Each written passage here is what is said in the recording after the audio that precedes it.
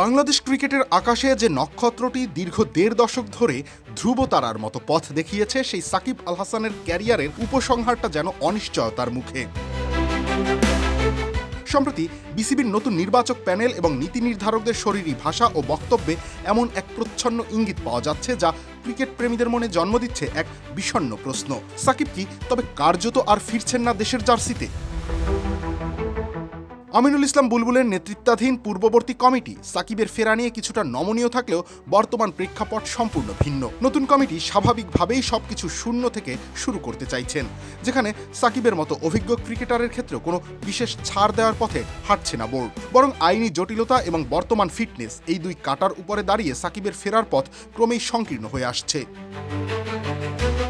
সাকিব মানেই একসময় ছিল নিশ্চিত পারফরমেন্স, কিন্তু সময়ের করাল গ্রাসে সেই চিরচেনা ফর্মে মরিচা ধরেছে। নব্য প্রধান নির্বাচক হাবিবুল বাশার সুমনের কণ্ঠেও ছড়ল সেই বাস্তবতার সুর। তিনি স্পষ্ট করেই বললেন, আন্তর্জাতিক ক্রিকেটে সফল হতে শুধু ফিট থাকাই যথেষ্ট নয়, প্রস্তুতির যে গভীরতা প্রয়োজন, বর্তমানে সাকিবের মাঝে তার ঘাটতি রয়েছে।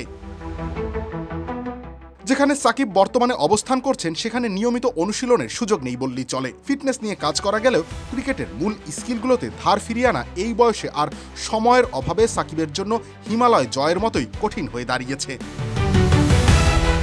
প্রথমত আইনি জটিলতার দীর্ঘসূত্রিতা, তারপরে আবার বিসিবির নবগঠিত কমিটির এই আমূল পরিবর্তনের ঢেউ, এই দুয়ের জাতাকলে পিষ্ট হয়ে সাকিবের ফেরার পথটি এখন অনেকটাই রূপকথা।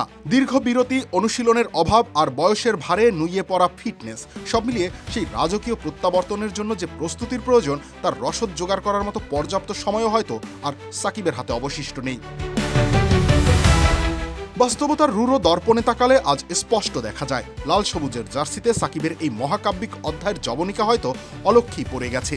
একদিকে আইনের বেড়াজাল, অন্যদিকে বোর্ডের পেশাদারিত্বের নতুন সমীকরণ, এই দুয়ের মাঝে সাকিবের ফেরাটা এখন কেবলই এক ধূসর মরীচিকা।